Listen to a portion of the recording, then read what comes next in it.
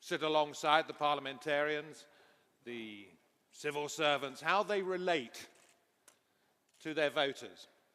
We'll be looking at young voters, I think, in particular, because they are the ones that consume the most information, be it fake, be it real, be it gossip, whatever, from the outside world. But we'll also be looking at, if you address only them, you will be alienating other members of your society.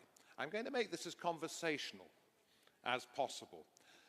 You have the headsets that allow you to listen to any translations you may receive, and also the microphones. I think you have to press a button to speak. I'm the only one that has unlimited access to the floor. So I'm going to begin by suggesting that young people can feel alienated by the people others, maybe perhaps themselves, have elected to represent them. How do you bridge that gap? Now, Albin Kurti has a young country. It has a very young population. It has a, may I say, relatively young Prime Minister. And I want to know, because Kosovo has high unemployment. It has a lot of youth that have decided to leave and go and seek work elsewhere. How do you address their concerns when they're getting bombarded with information from elsewhere? And then we'll just broaden it out, make it a conversation, hopefully get some people from the floor, and we'll go from there. Thank you very much indeed. Albin. Thank you very much, and it's a great honor and pleasure to be here today with all of you, with Prime Minister Petkov, Prime Minister Mbalo, and Madam Secretary Buric. Kosovo is a young country with very young population, but with ancient people. And we achieved a landslide victory last year in the elections, thanks to three main social categories support in the society: youth, women, and diaspora. So one of them was also youth, because average age in Kosovo is around 30 years. Therefore, those who are more ready and more interested for change were on our side, we who wanted to have change. Kosovo is a vital democracy because opposition can win. And I believe that this is one of the tests of democracy, whether opposition in a country can win or not.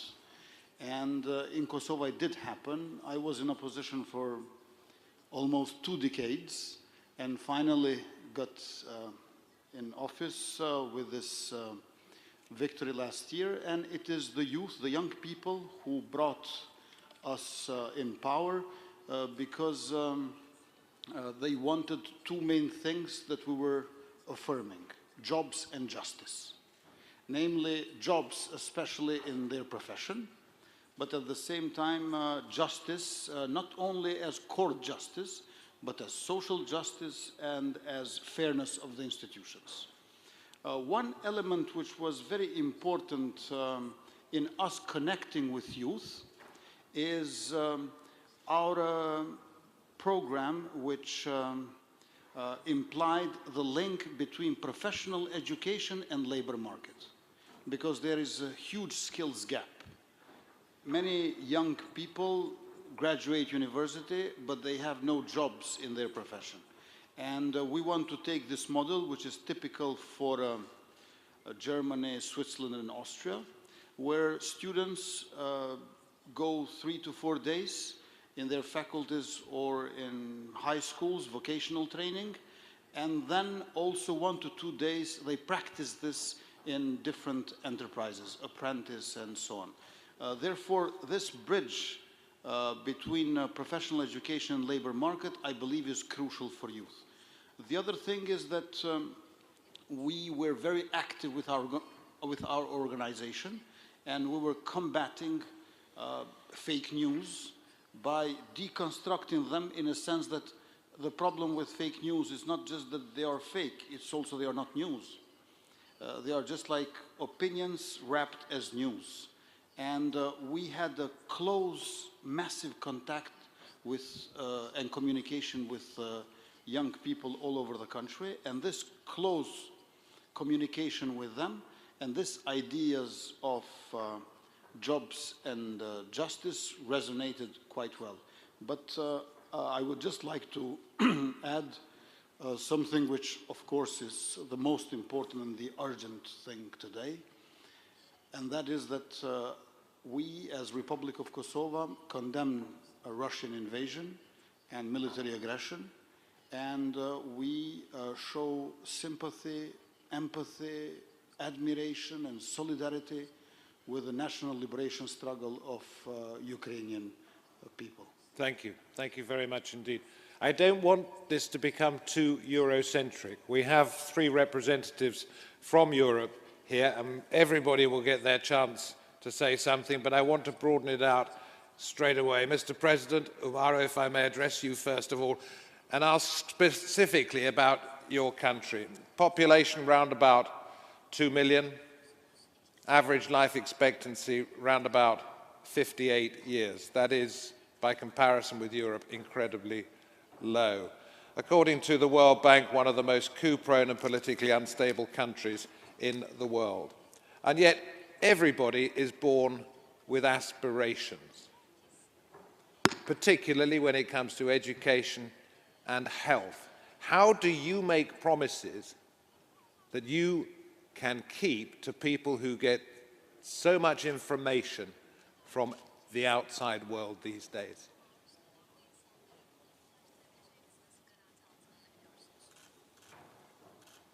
Merci beaucoup. Moi, je pense que Guinée-Bissau, c'est un pays de...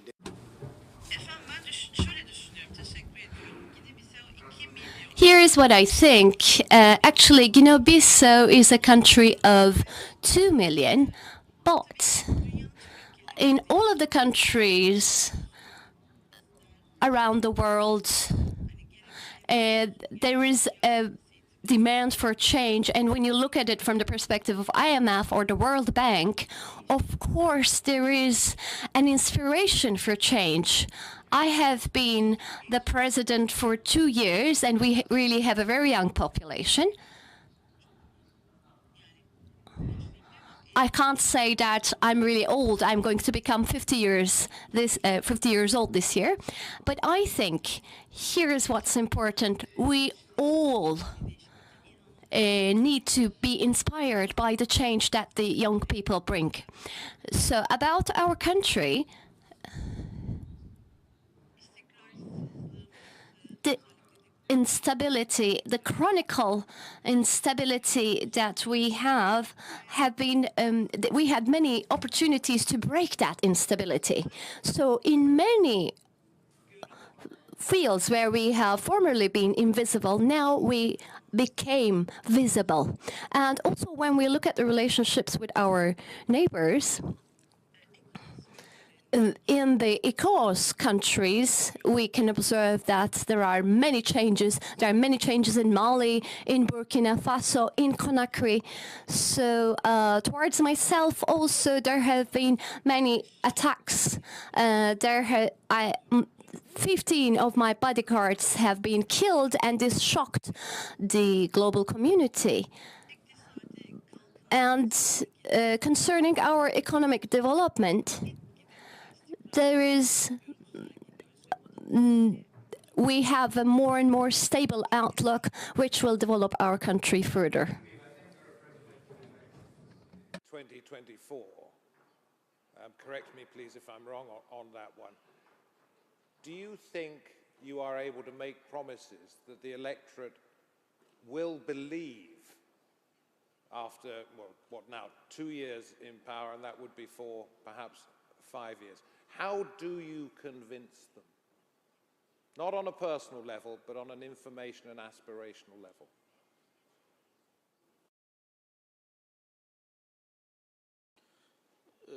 On aura les élections pas en 2024, mais si en 2025.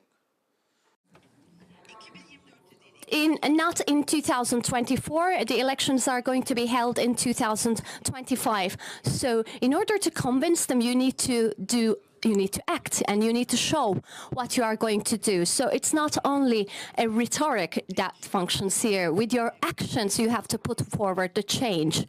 So you have to be able to demonstrate that change. Let me come to you, if I may. Prime Minister of Bulgaria, very, very young population. They must be worried about what is happening in nearby neighboring countries.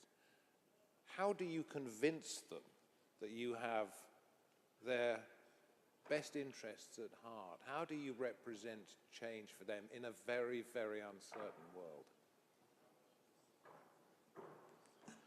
Thank you for the question. So I wanted to introduce a little, answering your question, I wanted to introduce a little different frame of thought. And the frame of thought is, what if we look at political change from an economic perspective? What if we look at political parties as economic units? If we assess political environment through the lenses of economics, we see something very, very similar across the world, even between democracies and more authoritarian regimes. And that is, usually there are very few players on the market. Usually, even in established democracies, there are 4 or 5 parties. And usually in autocratic regimes, it's usually one. But whether you have a single monopoly from an economic perspective to represent political power, or you have very few players, which is in economics called oligopoly, in both cases you have a very concentrated market. And in economics we know how these type of markets look like.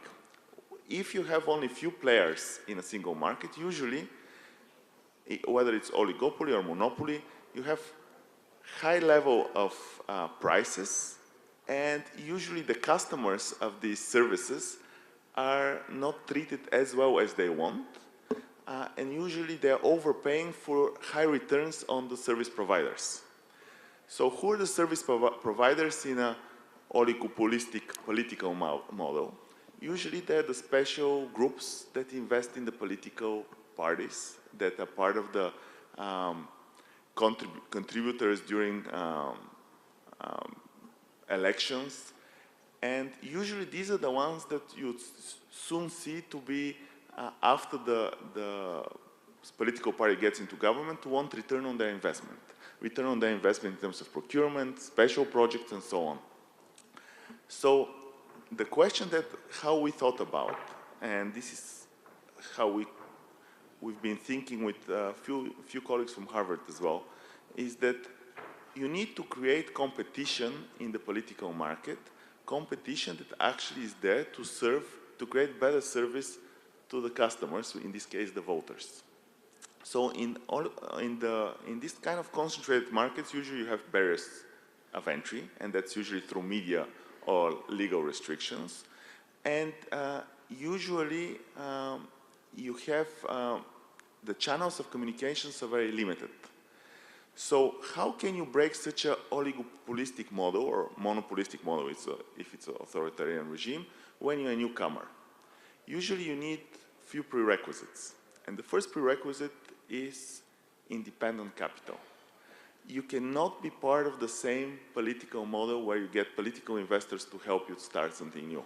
If you use the same political investors to create a new political entity, that would get you back into the same oligopolistic model. Well, may I just interrupt at this point? Is this something you are trying to tackle that is impressing the voters? Because Transparency International in 2017 noted that your country, Bulgaria, was the most corrupt in the European Union. So this is something that resonates with your people, is it? I think, yes, for us it's very specific, but you can see it throughout the different political systems at different extents.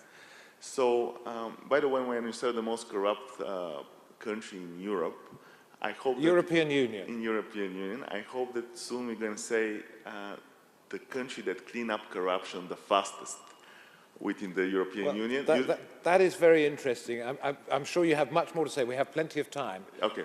Yeah, but just to finish the last point on this one. So here we have to think, how can we create competition in the political model, getting out of the barriers of entry, and how can we create value to the customers, in this case the voters, in this political economic model, so that change is brought. Petrol, thank you very much indeed. We're going to get on to age in just a moment, if I may, because I'm seeing three politicians here who are of the younger generation, if you like. And I want to ask you, Marike, as somebody representing, well, in charge of the Council of Europe, an organization set up after the Second World War to represent human rights, democracy, and the rule of law, whether what you are seeing here, what you're hearing on this panel, represents the kind of change that you are being told is needed by the people you listen to. I'm glad that you mentioned what are the three pillars on which, since 1949, the Council of Europe works. So it's democracy, rule of law, and human rights. And seeing the world around us this very day, we see everything changes, and very quickly. And I think in order to tackle the change, very good, Council of Europe is good at that while change is happening, we should not find ourselves in a shifting sands area. So the things that shouldn't change is this triangle, whatever we do. I can take the recent, still we are with masks, with health. When the pandemic came, there was a threat to life. But while addressing threat to life, we needed not to lose these basic things, protecting fundamental freedoms. So from the perspective of organization, it is young people, and I think that's what we were talking about, and their concerns are very important. We have young people participating in the work of the Council of Europe in a co-decision on the issues that concern them since early 70s. We have European Youth Council, we have two European Youth Centers, one set up in Strasbourg back in 1972, and another after the big change in Europe after the fall of Iron Curtain in 90s in Budapest. So what we hear from young people is that they want to be part of, they want to participate, they want their voices heard, and for instance, now we are not only concerned about what are the classics, what we do, protecting life, protecting prohibition of torture, but also freedom of expression and other fundamental freedoms. We are working on new areas. Artificial intelligence is one, new technologies, and we're talking about young people. I think all our lives of everyone is more and more permeated with technology, but with young people, they only work with technology.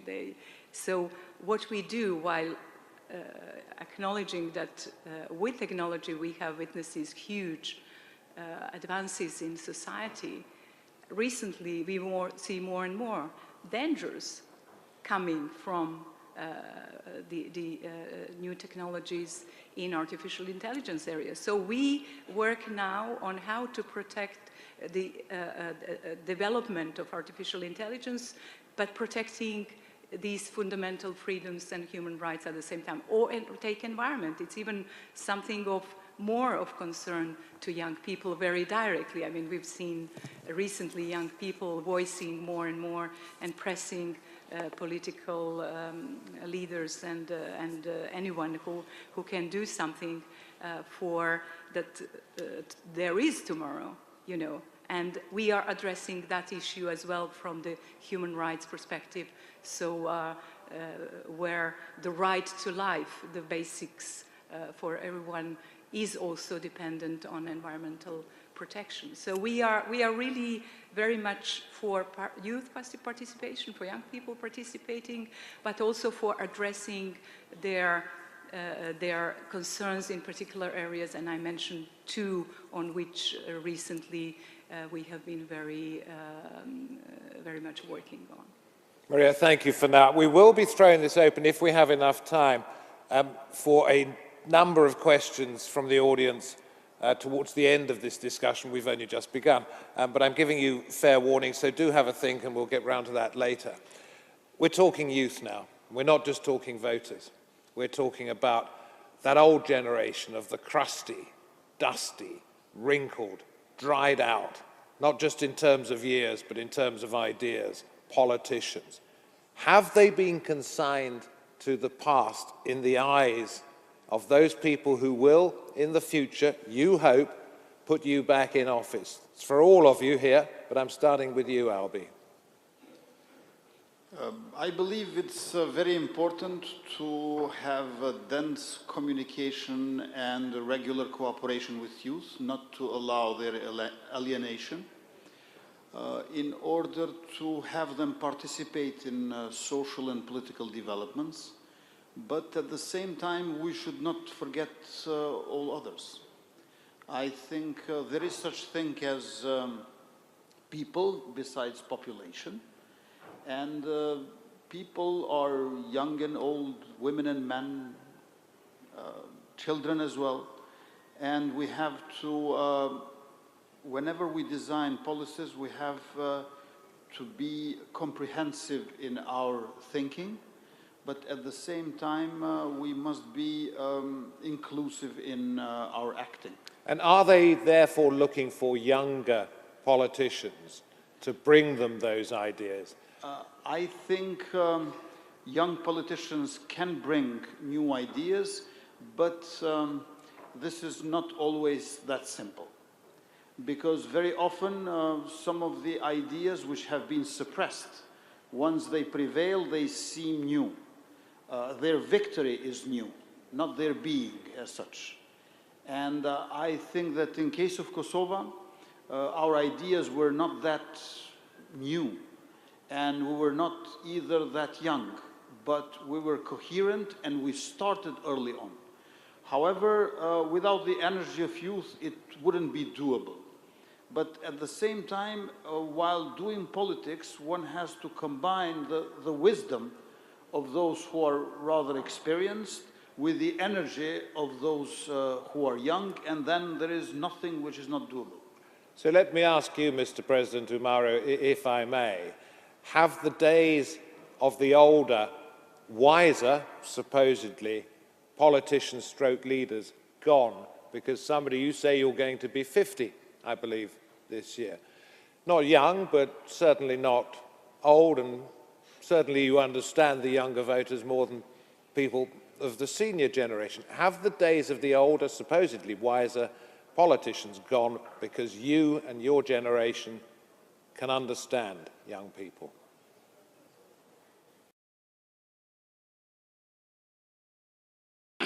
Ma génération, moi je pense qu'il faut toujours.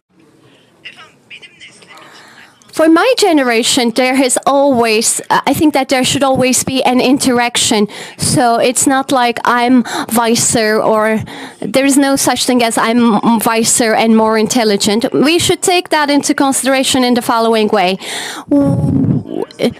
The transition between the new generation and the older generations is that, including myself, I'm in between those two.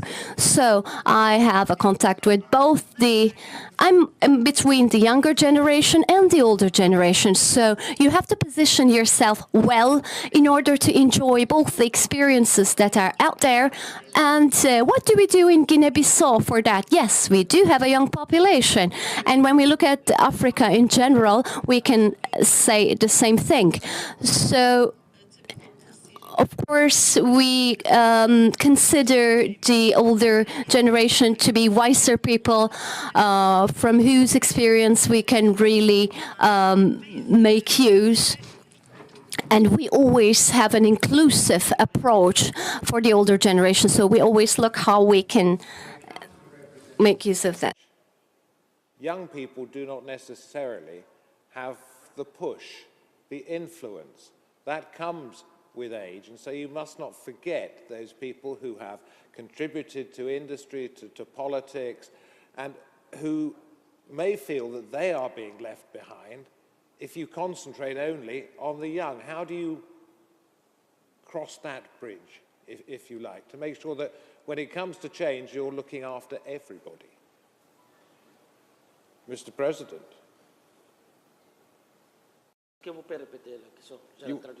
Okay, well, I'll throw that one to you, Petrol, and then I'll come back.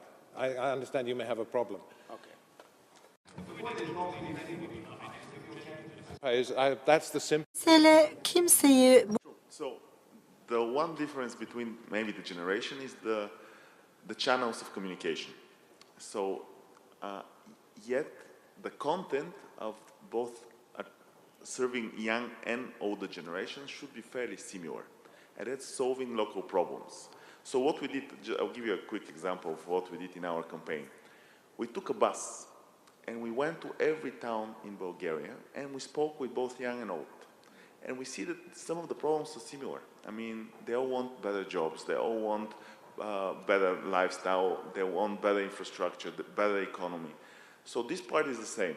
Whereas the difference is how do you take this content and this message that you want to bring and deliver it to the targeted groups, because now the media, the rounds of communications are a bit different.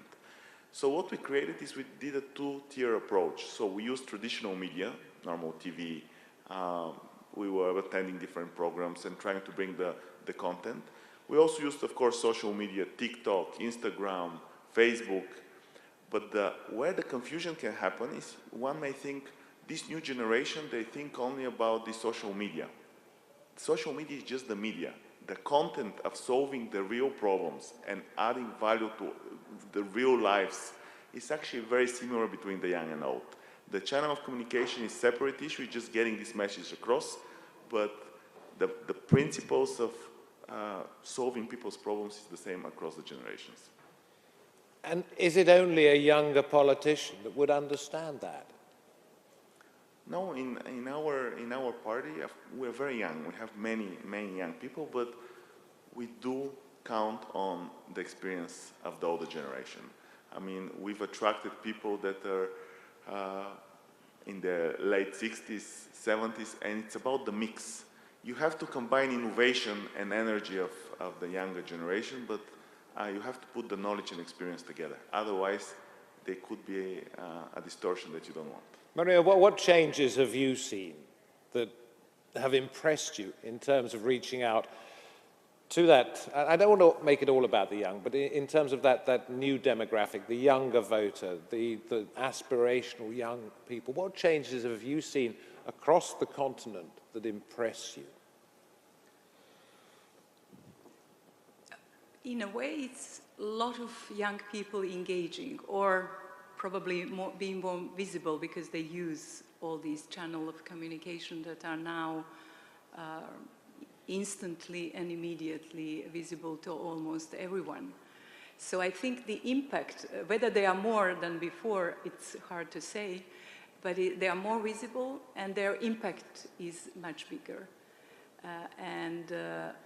I think, I mean, coming back to one of the areas I referred to where we work on environmental change and human rights, it's been very impressive how quickly young people woke up, probably because this challenge is huge and what is at stake is everyone's future but theirs for a longer time.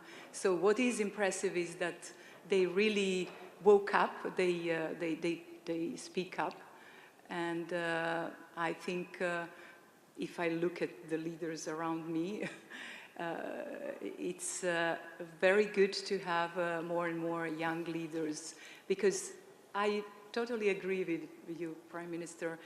I was in the past leading a newly set ministry in my country of origin, and average age was 27. I was much younger than now. And we had exactly the question that you said. is having only young people abroad, very well educated. I think over 70% of them were outside, were having masters from outside our country of origin. So that was a huge, at the time, that was early 2000s. That was a huge benefit for the country and for me working with the team. But at the same time, they needed mentors, they needed knowledge, and all their energy could be better, channeled and enhanced, if you want, with that. And I was telling them always, the best you can get when you start to work is to have a good mentor. Because there, whatever your ideas are, will make you more clear how you make your ideas true or how you work on your ideas. So I'm impressed now, I'm in this position. I'm not in the proper sense of the word politician, but I am. And I think seeing more and more young change in generation in leadership on many of our member states, we have still 47, I think it's a huge asset, because the energy that younger leaders can bring, I think it's very important, and the challenges are multiplying. Younger leaders, less selfish, if you like, younger people who want to contribute. How do you, Albi as Prime Minister of Kosovo, persuade them to stay and contribute? One of the things which helps a great deal is getting some brain gain after years and years of brain drain. So we need some of the young women and men who are in diaspora to come back, and not into military service, but into a civil service. For our democratic state building, for our socio-economic progress, it's important to come back home. And are you on a charm offensive, if you like, through social media, through other means, to try and say to them, listen, it's almost like advertising the best product in the world. Come back, you can be part of it. Yes. For example, during the last year, we had economic growth of 9.9% of our GDP. Then exports increased by 2/3, tax revenues by 1/3 without changing fiscal policy, because when people are optimistic, they rather spend than save. And when they see that the government is not corrupted, they are more ready to pay taxes and contributions. And also investments increased by 55% and annual state budget by 12%. So this is this affirmative approach and the success at home is bringing a bit of brain gain in our country. On the other hand, what is important is to show to all that digitalization, which is necessary, is not just good for communication, but for accountability, for transparency, and for qualitative services. So to bring youth, as they are now very much into digitalization, like no one else, to bring them from their position where communication is top agenda, to add to that these three other values of democracy. Extraordinary. And I'd like to put to you, Mr. President, to you, Umara, the same question.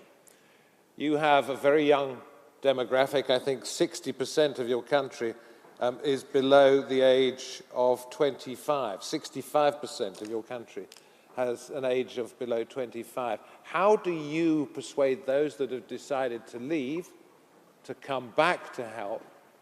How do you persuade those who are still there not to leave?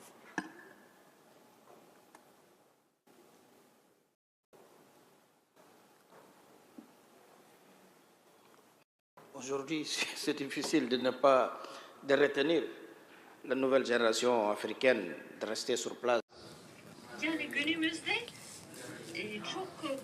This is something that we need to be really careful about, because as you know, when we compare our country with Europe, everybody wants to go to Europe. But in Guinea-Bissau, or in Africa, we're trying to give them a reason to stay. The quality of life, you need to increase the quality life, you have to integrate it, and this is our strategy in Guinea-Bissau, the strategy that we're using, to keep the youth busy, to give them something to do. When a 25-year-old young person has much more information and knowledge compared to 30 years ago. So to convince them to stay, we need to give them employment. We have to provide employment, and we have to allow them to improve in the society. And when we look at the situation in Guinea-Bissau, there are lots of youth in politics. And our party, for example, was established 3 years ago, 2 years ago. We were in a good position in opposition, and we were able to talk to the president 2 years ago. So this is why we brought the youth into a movement, and we were able to get them into this.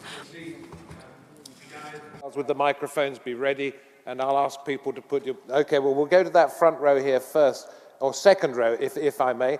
But that's after we've heard from the Prime Minister of Bulgaria. So we have to treat young talent as a very strategic national resource. So while we're still early on in developing it, we have to make sure that we create the right incentives for them to stay back and to stay at home. For example, we're just launching this year something that's found in many countries, but it makes a lot of sense, is creating scholarships. We call that grant loan programs, that if you decide to come back to work for Bulgaria, your student loan becomes a grant after a number of years. If you decide to live your life somewhere else, it just becomes a student loan.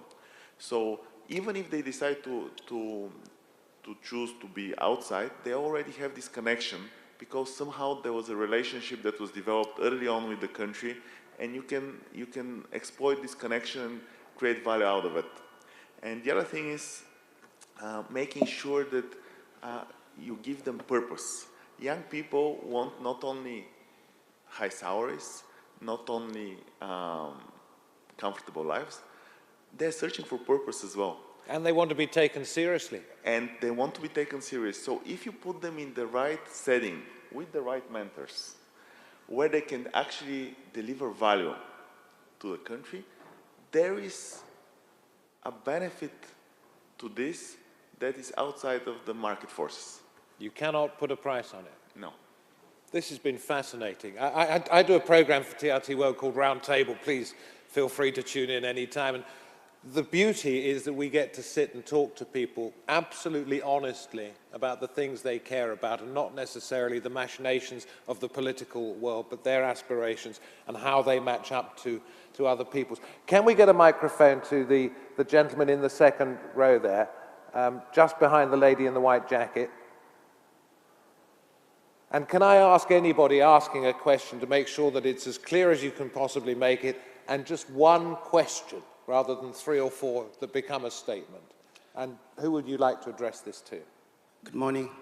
I'm Sayyidina Omar Bajallo from Guinea-Bissau. I came from Ankara University.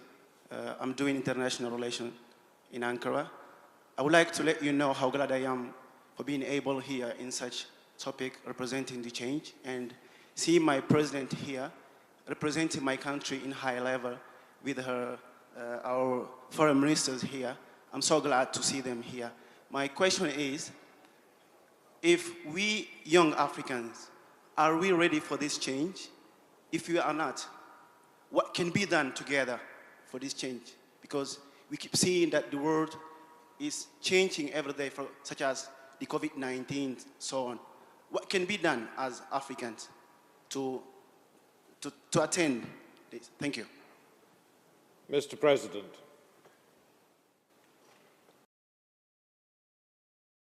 Moi, je pense que la nouvelle génération ne peut pas avoir peur des changements. I actually see, I think that the new generations should not be scared of change. Everybody, we see that as a society or individuals, everybody faces challenges. We need to first understand this, and we need to see what we can do to overcome this challenge. Of course, it's important that we understand what the change is, and that's why our young friend, I think he knows that he needs to learn to live with change. As the young generations, you know that we need to integrate into change. Are from the younger generation, and that they are the ones making the journey to come here to take an interest in what is happening up here on the stage because it affects their future. I think we have a question from the gentleman there. If you could stand up, sir, and tell me to whom you're addressing it. Thank you. I'm a former permanent representative of Turkey to the Council of Europe, and my question will be addressed to Madame Buric. We did together in different times College of Europe. My quote will be from Antonio Gramsci, and I think current conditions in the international arena are very much proper to refer to Gramsci. We think, I think, the pessimism of the intellect and optimism of the will. How, in representing change, you reinforce the message of the optimism of the will, while everything, including shared values, are bringing more and more in a process of deterioration. Thank you. Thank you very much. Well, my promotion at the Council of Europe was Stefan Zweig, and I hope it's also very telling for the moment we are just now living through. For those who don't know, Stefan Zweig fled Austria and finally killed himself in Brazil in '42 because he couldn't believe what the world became with the Second World War. I hope we are not witnessing anything alike, but I think this pessimism of intellect and optimism of the will, this would be my motto. I mean, I think if we want, we will find a way. If there is a will, there is a way, as the saying goes. And as you made a reference to the very moment we are going through now as we speak, the horrible military aggression from one member state of the Council of Europe to the other, while, you know, in the Statute 1 we talk about peace and dialogue and ever more working together based on values and standards. And when you see actually the values and standards being so bluntly and flagrantly violated, we see where we are.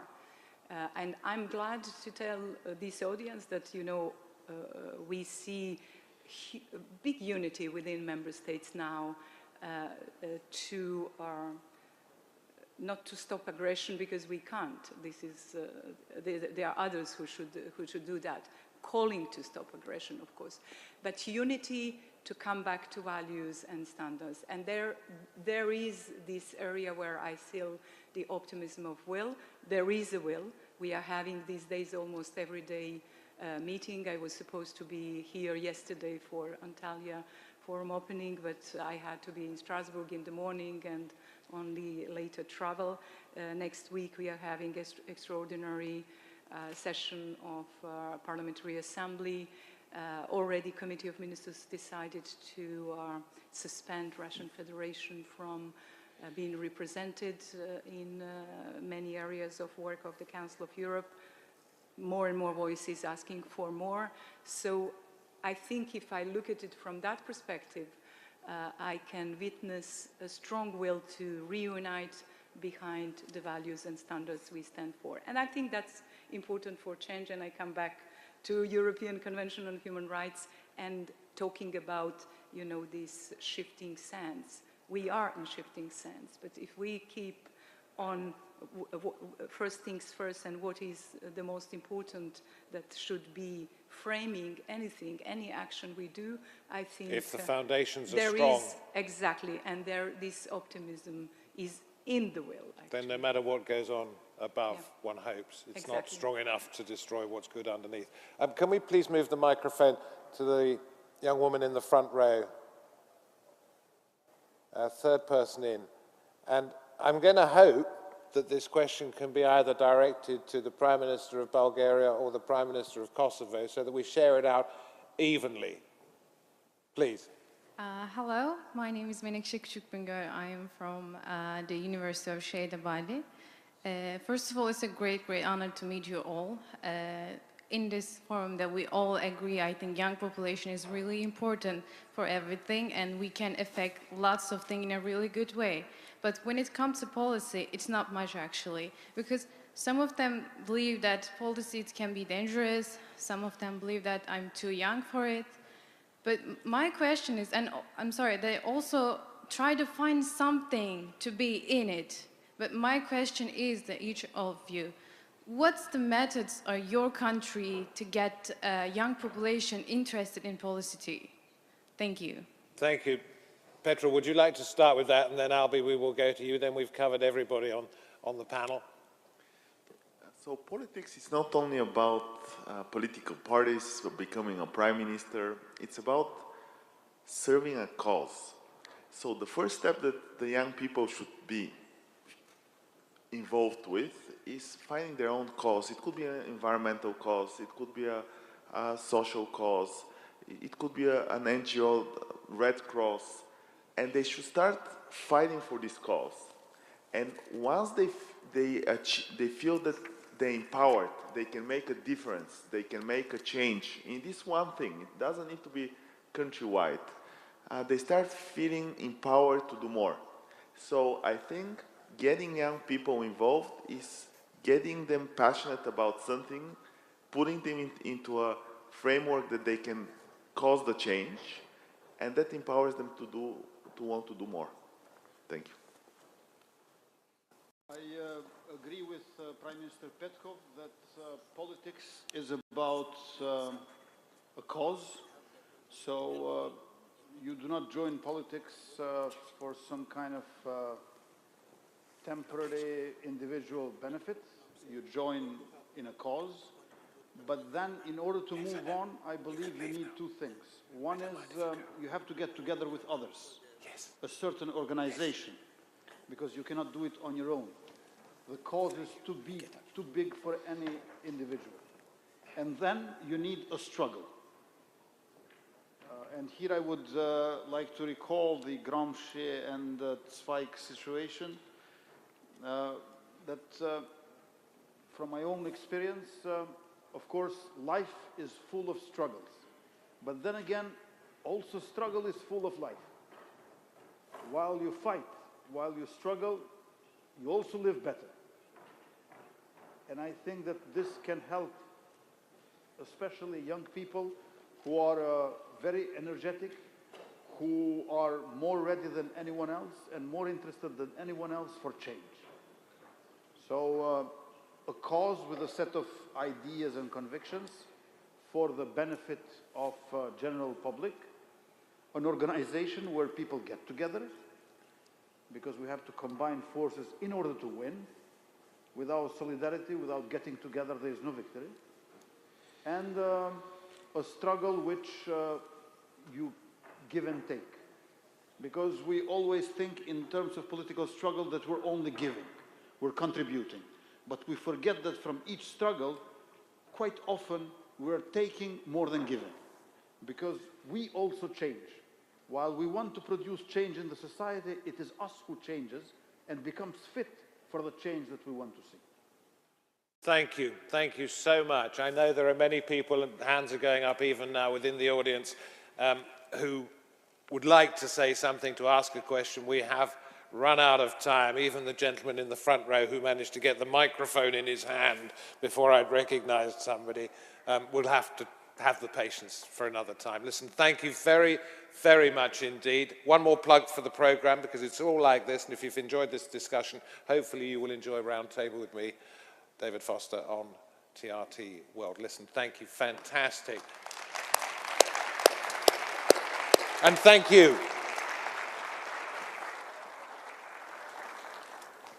I'm going to take this off. Hey, listen, don't run, because I want to get numbers, if I may, because I do this programme. If you don't think I'm frightening...